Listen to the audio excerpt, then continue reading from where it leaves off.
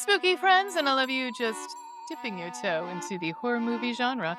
I'm your humble host, Ray, and this is the B3 Horror Podcast. We watch horror movies, we talk about them, sometimes new, sometimes old, sometimes just forgotten gems. We're on a little bit of a hiatus. My co-host her nuptials are this month, so we are still on hiatus, but I'm trying to keep the train a-going, and I said, this is my month, so we might as well do things that I want to do. So we're going to review some of my favorite movies just for the fun of it.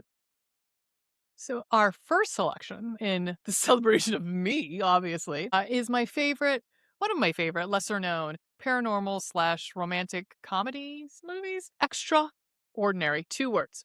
From 2019, the writer and director Michael Aaron. He's mostly known for smaller projects. This is an Irish film, so again, not a lot of people might know about it. The biggest name in this movie will be Will Forte. So if you're a Will Forte fan, this is definitely, honestly, if you're a fan, if you like comedies, you like your horror comedies, this is perfect for you. This is also written by Maeve Higgins and Damian Fox. Now, Maeve Higgins also plays our lead, Rose Dooley, in this movie. So pretty cool. And, all three of them, while not having huge backgrounds or huge catalogs of writing, Maeve most notably had a podcast that she wrote for. They hit this out of the proverbial spooky park. Okay, let's, before we get into what this movie's about, I want to talk a little bit about behind the scenes stuff. So that way, there's not a ton. I did some research trying to find anything I could. I found a couple of reviews that I liked that I will link below in the description. But there's not a lot of behind the scenes stuff. So what I've got is kind of it's kind of lame, but something you didn't know before, right? So let's, and unfortunately I have to spoil a bit because, if you want me to make any semblance of sense, which that's a big thing for me because I don't often make sense, I'll need to divulge a few secrets here or spoil a couple things here and there. But luckily for you, this movie's so wonderful, you'll be encouraged to go watch it on your own. So getting into a little BTS, we have a character, Rose, and when she first arrives at our male protagonist's household, there's a shot of her standing in front of a house with a light shining down upon her.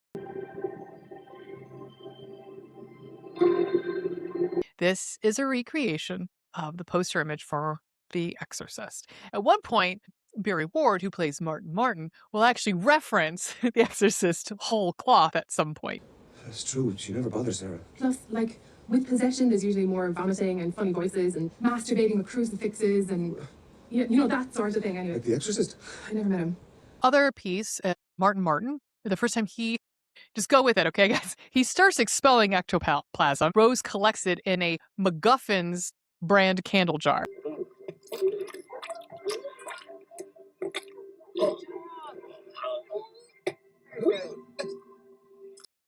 In fiction, a MacGuffin is an object that is necessary to the plot and the motivation of the characters, but not really significant, but really kind of insignificant or unimportant in itself. So the side quest that he and Rose go on is definitely a MacGuffin. So then we also have our antagonist, played by Will Forte. I keep wanting to say Will Ferrell. Will Ferrell is not in this movie, guys. Will Forte is, though. And this character of Christian Winter is was influenced or kind of is the placeholder for any of these celebrities who moved en masse to Ireland in the 80s and 90s to avoid taxes. So awesome. Now, you might be asking yourself, well, what celebrities are you talking about? I just pulled up a list to give you an idea. First is Ronnie Wood of the Rolling Stones. Another one is Jerry Lee Lewis, Great Balls of Fire. The rock and roll icon moved his family to the South Dublin suburb of Foxrock in the early 1990s. I'm assuming that family that he moved there did not include his 13-year-old cousin that he married. That's, I believe, his first wife, I thought. I'm not sure. Again, I've only seen the Great Balls of Fire with what's-his-face, Dennis Quaid, so I don't know. Anyhow, and Winona Ryder playing the 13-year-old cousin. Gross. Anyhow, Joe Elliott of the frontman of Def Leppard also moved there. Morrissey, everyone's favorite sad boy. He's always embraced his Irish heritage, but he definitely bought a bunch of properties and spent extensive time in Dublin through the 1990s. And two really big British actors. One would be Daniel Day-Lewis, moved over to Ireland in the 80s, and also Jeremy Irons. My God, that man's voice is an orgasm. Whew, it's liquid orgasm. Anyhow, he's got a very sexy voice, guys. I mean, people say the same for me. Isn't it funny? Kidding. So anyhow, last on this list, and I'm just going to say it. We won't go into it, but Matthew Broderick and Sarah Michelle Gellar, that's it. Sarah Jessica Parker, both, they didn't live there full time, but Broderick's parents bought a cottage back in Killcare, County Donegal, many, many moons ago, before even the 80s and 90s. So they kind of just moved over there with their kids. Last piece of behind the scenes that I'm going to get to, it's really cute, dumb sort of thing, is the phone number for the driving school, Rose's driving school, because she's a driving instructor, is 08553-78008, which on the old upside down calculator trick spells boobaless boo. Boobaless boo. So let's talk about why this movie is one of my favorites. Podcast followers will know I have a love-hate relationship with horror comedies. Too campy and I'm fucking out, guys. Like, I'm looking at you, OG Toxic Avengers. Toxic Avenger. That's a whole different movie. That would be an interesting endgame. Or, what's the other one? It doesn't matter. Anyhow, but the biggest selling point for me on this movie is the romance. You know, I host a romance novel podcast, so of course that's going to be the selling point. Yes, the comedic horror that I love usually has an element of the sentimental in it, like Shaun of the Dead, Grabbers, Dead Alive, etc. Your mother killed my dog. I mean, there's a romance in all of those movies. Of course I love it. Besides the obvious for me, huge jaw is the relatability of our main protagonist, Rose Dooley. For obvious reasons, I find familiarity in the story of a frumpy middle-aged woman who, falls for a handsome and awkward widower, being haunted by the ghost of his, harpy dead wife. So there's that. The fact that he's actually being possessed by her spirit and she is constantly nagging him from beyond the grave is just icing on the proverbial cake. So to talk about our other character, Martin, played by the splendiferous and handsome Barry Ward, is a character study of the henpecked husband who, after the death of his meddling wife, is denied his autonomy and his freedom for, his, trying to find himself because he becomes possessed by the very person who badgered him his entire life. So while I'm sure she, just verbally abused him when she was alive, now as she's possessing him, she also has a physical component that she uses to harass and harangue him in death. Not that one again.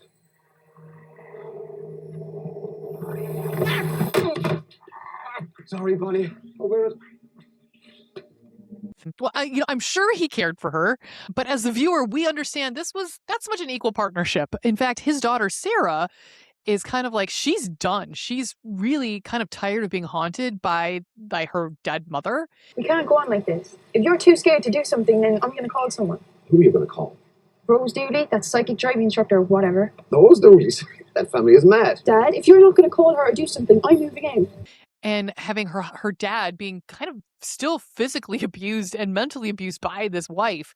And so she tells him, yo, dude, here's a number for a ghost driving instructor.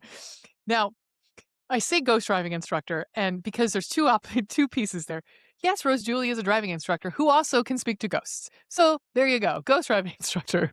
So conversely, Rose Dooley is struggling with her own guilt over the traumatic death of her father. I'm really sorry for murdering you, Daddy.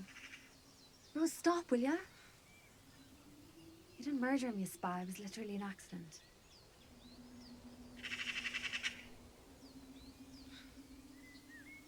What do they call it when you kill your father, anyway? Dad slaughter. Mom. I'm really sorry for slaughtering you, Daddy. Both characters are working through this, process of accepting guilt and, processing grief. They're literally confronting the grief through comedic contrivances. But, the sentiment is still there that, like, they've got to accept themselves and accept their, what makes them different to be able to move forward. So we have this villain who conversely is just he's trying to find his fame again because we'll talk a little bit more about what his background is in a second. But luckily for Rose and Martin, they've already found each other at the lowest and most impactful times for both of their lives. For Rose in particular, she's been ignoring the psychic gifts, out of guilt and fear from her entire life, at least since the death of her father. So she's kept herself pretty isolated and lonely. No one, I'm home. Missy Pops, Missy Mary Black. Not gonna lie, I felt so connected to this character in this journey. I mean, I don't know about anybody else, but I'm constantly finding myself like in close proximity with, in romantic situations with, a handsome Irishman who are in absolute need of me, obviously, right? But I think for most of us, there's more like who are on the more introverted side of the spectrum. We can relate to times in which we've had to choose like the safety or the help of others over our own comfort because we're like, okay, this is out of my comfort zone, but like this person needs help. So I'm going to have to like either become more extroverted, take a stand, be more vocal, something so that way those with like who don't have a voice can find some sort of like agency. For Rose, her journey is again like accepting herself rather than hiding from it. We have this through line, this theme throughout this of these ordinary people finding having unusual talents or personal difference that, should be embraced rather than feared. We open the movie seeing her ignoring or playing off like obvious interactions with ghosts in her town. It almost in like an embarrassed manner. The energy they have trying to get people's attention. Ugh, leave me alone. But try as they might, it's hard for them to make any real impact in our world. Stop waving at me, Branch. Generally, most people tend to think ghosts are something to be afraid of. Really, they're all just people. Maybe. But once she accepts these gifts truly and she starts taking up with Martin to like help him out, we again have the same interactions, but with a different, more positive lens.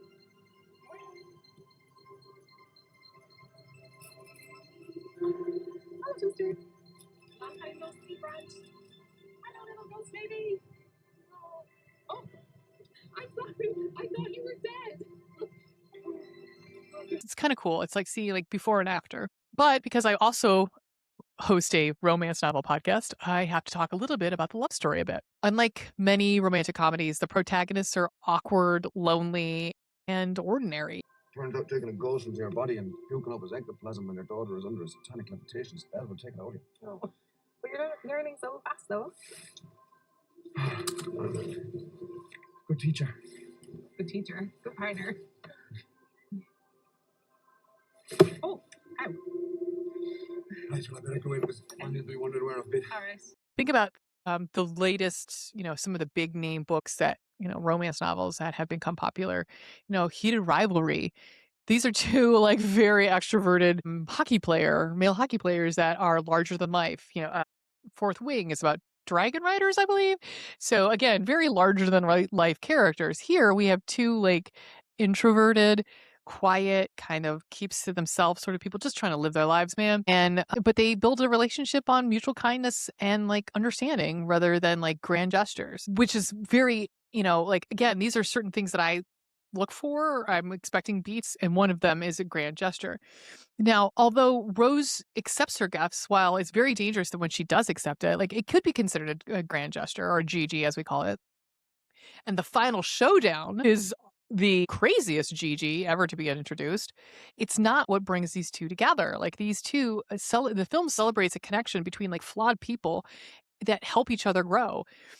And I think that the component of that, which rings true, is Irish storytelling. It's got the supernatural or like magic in some instances, and the tongue-in-cheek, like parody, whimsy, kind of sarcasm with dealing with certain subjects, like especially serious ones. Both of these characters are like, they act like these awkward weirdos are on each other trying to navigate this very supernatural situation, while our main antagonist, Will Forte, just bumbles about in the background, allowed to do whatever he wants because our two main characters have been so introverted for so long that we've got to establish them as taking on their traits and taking on their strengths and their gifts to be able to battle him at the end. Battle, you know what I'm saying? Go against him at the end. So to move the plot along, Martin takes the card from his daughter Sarah and calls Rose for driving lessons in the hopes that he can convince her to help him with his possession issue. Bye. Okay, should we get started? We brought some toasted sandwiches and I wasn't sure how long we'd be. Okay. And a couple of little juices. Oh, lovely idea. So, Oh, and some mince. A little case of onions in this sandwich. The rest in the car, you know. right. When she does visit his house at a certain point, there's a very cute clip of them together in the car at the very beginning. But when we do finally see them like coming to the house and she sees what's happening, she understands that Bonnie's halfway stuck. So Bonnie is his wife who passed. She's halfway stuck between two worlds. So then Rose performs like a very small ritual and she manages to communicate with Bonnie, who really just wants reassurance that Martin and Sarah are going to be okay. On the eve of the blood moon, the Virgin's body will float to where the spell was originally cast. Blood moon. The weather woman was on about that. It's a weird lunar eclipse thing. She said it was tomorrow night. Sarah! Martin, Wake no! up! No, you can't wake her. Why not? You can never wake a floating goat. Watch this. Wake him up. Martin, stop screaming. I'll help you, okay? I know this holding spell. Okay, we've got some herbs. Like this, we haven't really moved into full out possession, which we do by the end of this movie. Others, I've seen comparisons to Shaun of the Dead, obviously, and also John Michael McDonough's The Guard from 2011, which is more of a tragic comedy thriller. And then I also see a connection between The Banshees of Inisherin, which I think was from 2023. And that's more of a tragic comedy. But we're dealing with these ordinary individuals like with an absurdly difficult problem that's really not like it's not bigger than the town, like especially for Banshees of Inisherin. It really is a story of Brendan Gleeson doesn't want to be friends with Colin Farrell anymore because he talks too much. That's the extent of that movie. But like there's so much that goes into it. There's so much nuance, and it's the same thing here. Like the story is Will Forte, again almost said Farrell, Will Forte wants his fame back. So he's willing to sacrifice a virgin to get it. That's the story. And so we have these two who are trying to combat that. Again, it's that seemingly ordinary people can be remarkable. Rose is a driving instructor in a small Irish town who becomes the hero. Now, I'm going to make a comparison. Y'all can just peace out. If you want to just take this episode and shove it right in your garbage bin, you're welcome to after I say this. But I think if you really thought about it and you compared the two after you watch it, you might see what I'm saying here. This movie has a Lynchian element to it.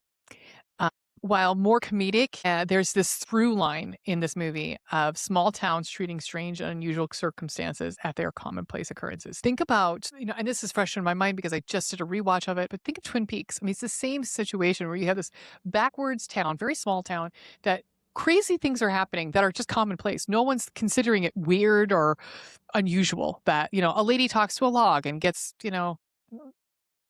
gets advice from it, or, there's aliens, or, whatever, all that happens in Twin Peaks. There's so much, there's different dimensions, or, more simply something a little bit less like off the wall, but like, which came around the same time was Northern Exposure, which is not as, weird or, but still that same fish out of water sort of, small towns, weird things that happens in small towns. And it's just kind of everyday life. Now, let's talk a little bit about our antagonists. We're finally getting to Will Ferrell / Forte.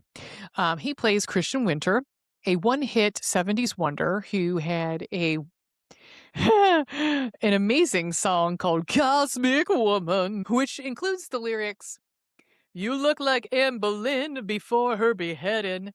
I mean, I'm not singing it anywhere close to what the song is. I'm going to let Will Forte Ferrell sing that for you. There's no doubt that Ireland has its fair share of musicians, but there are also many who have moved here from abroad and now call Ireland home. And I sang la la la la, cosmic woman, la la la, cosmic woman. What was it about Ireland that made you want to move here 20 years ago? I was seeking solitude. Ireland is steeped in poetic, mystical magic. The people are a simple people. Yes. Yeah, and all the tax exemptions, of course. enjoyed. Well, now Winter spends his days attempting to recreate his fame and fortune by trying to capture a virgin to sacrifice for a demonic ritual. As you would. Now, picture this. Picture picture live in Canada. Okay. Imagine you live in a small town and Tal Bachman of She's So High, shout out to Ween, he rolls up with a walking stick man and a bone looking for the local teenage virgin to sacrifice. People are going to talk, right? That's kind of what's going on here. He's acting like Nick Cage and Longlegs, so people are going to have some opinions. But Forte, who signed on for this movie literally a month before production started, is not a character that's unusual for him. Is very, very reminiscent of the voice character he plays in Cloudy with a Chance of Meatballs too. I've seen both of those movies, guys. You can hate as much as you want, but I find them endearing. Also, Bill Haderson. I believe, or is it Andy Samberg? Whichever. They're adorable. I love them. Catch me outside if you don't like it. We'll fight. Forte's Winter is willing to sacrifice literally everybody, even his wife, played by Claudia O'Doherty. Fantastic. Mwah, brilliant. For a comeback. His obsession with fame is supposed to be mocking the celebrity culture and ambition, like the pursuit of success at the cost of others, of others' lives at this point. And this film contrasts his ambition with the protagonist's genuine concern for others and each other. Rose, in particular, is set up to be Winter's main, adversaries for the big showdown here. And unfortunately, Martin's daughter, Sarah, her life is held in the balance because she's chosen to be his demonic sacrifice. So what does he do? We get another scene of driving lessons. This time, it's with Winter.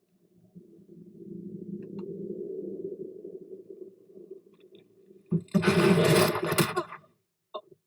my God, are you Christian? Oh, are you okay? I think I should like to go home now, my dear. Okay, no, maybe you should. Yeah. Thank you. Perhaps this driving is just not for me. So many of the film's jokes and emotional beats come from this small town setting. The film itself is shot to be a setup of the 70s, kind of grainy paranormal specials that were very popular in the UK in particular. We didn't have as many here. Compare it to Unsolved Mysteries, which everyone was scared of. Don't give me that crap. You were scared as soon as Robert Stack started talking about Unsolved Mysteries and had that update. Y'all were scared, especially when he was talking. He could talk about a missing kid, and the next story he's talking about a spooky pool. So y'all were scared too. It wasn't just me. So when we start talking about how we review things on this podcast, we do a compliment sandwich. The top bun is something we liked about the movie, sorry. And then we move to the meat, a con, something we didn't like so much. And then we like to end on a high note, another pro for our bottom bun.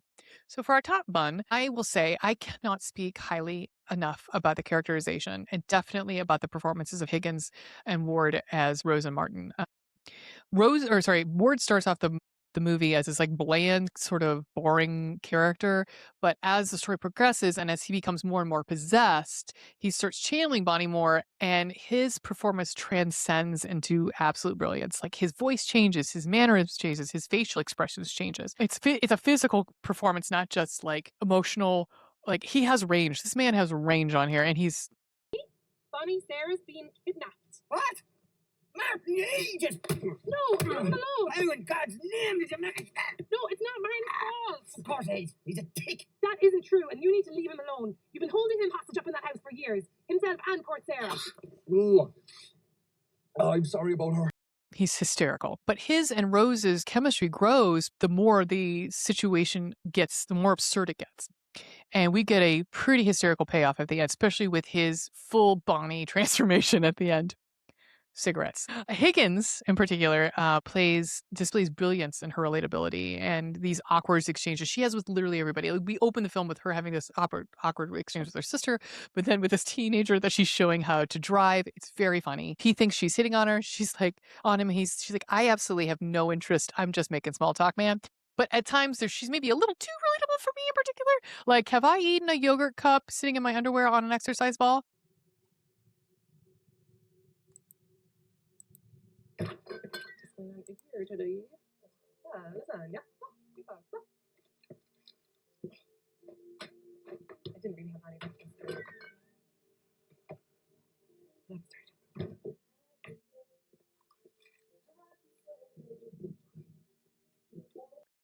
maybe I have, and maybe I have.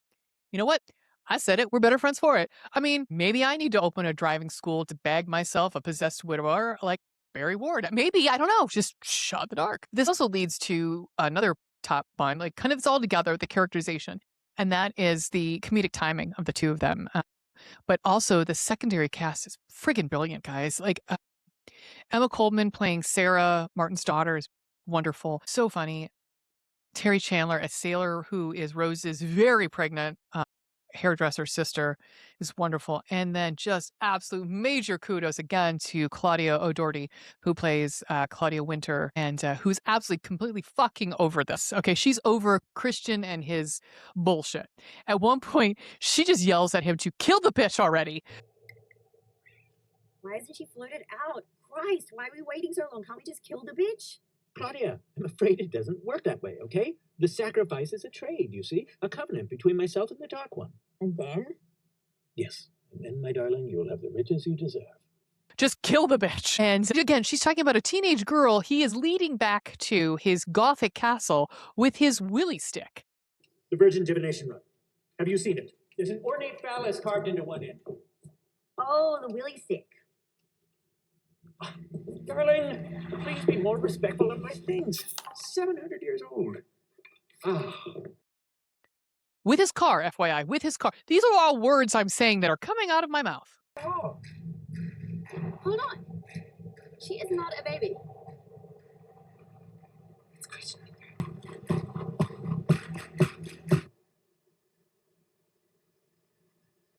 Well, this movie's not as like crazy or seeing as believing as some of the other ones that we've covered on this podcast. I think the less you know about the plot and what's going on and the jokes, the better for you in general. So let's move on to something I didn't care for as much.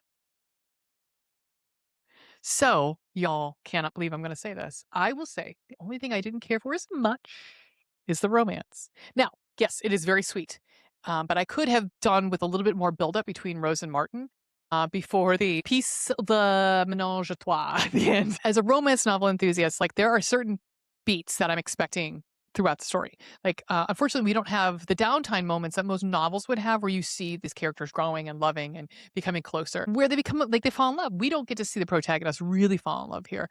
We have a side quest that happens, but, you know, I need more of that attraction to really have the buy-in at the end because something very big happens at the end. You're like, okay, I get that, but where was that coming from? I kind of see, but I would have loved a little bit more lovey-dovey before we get into that. Now let's end on a high note, go to the bottom bun, and I'm going to talk about the biggest strength of this movie is the ensemble cast and the writing. So it's kind of like I'm re-emphasizing what I said at the top bun, but I'm going to say another thing besides David Lynch. I'm going to say, akin to Scorsese, we have actors at every level of the call sheet who have honed their craft to understand like nuance, and they deliver great performances here. Now, I'm sure at that point, between the Lynchian reference I made earlier, you've already turned this off, okay?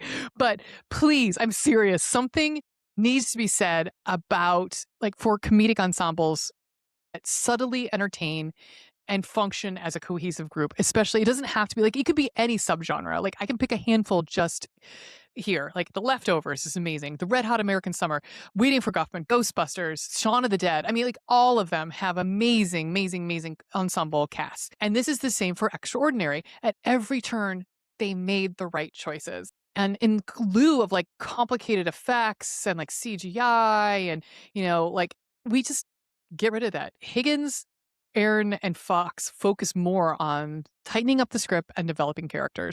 In particular, the final showdown in this movie was wonderfully written and has like other like comparison to other dystopian comedies like This Is the End in particular. The finale for this is so off the wall that the absurdity is what makes it and will sell this movie for you. Yeah, I can't speak any more about how amazing and funny this movie is. It's an absolute treat.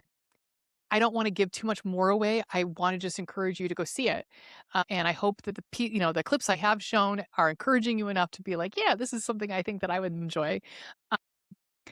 You can find it on Tubi, so it's free, guys. Yeah. And I'm hoping that maybe there'll be another movie. I know there's going to be another movie I'm going to be reviewing this month for, Ray month. But I will say, like, this is definitely one I don't think you're going to be disappointed. Again, I think if you get a couple laughs out of it as as you finish it up, I think it's well worth it. But yeah, so again, you can find it. I find it on Tubi, but you can also I own this movie. But I think if you enjoy, especially Grabbers, I think Grabbers is another one that that has a way more CGI and the effects are different. But I think with that same sort of small town mentality, that the small town Irish mentality, if you enjoy what we do here. Like, subscribe, hit the notification button, throw us some hype points. Keep on the lookout. All of our how we can find us in our downstairs bathing suit area down below. And we will be coming back off of a hiatus soon. I don't know exactly what that's going to look like, but keep checking back here. I think primarily this is going to be more video related going forward than it has been in the past, but you can find us also where you find podcasts. So we do have audio versions of this, of all of our reviews are listed there. Yeah, but until next time, keep it spooky, bitches. Boogans. And luck of the Irish to you. That is my birth month, bitches. It's happy birthday to me.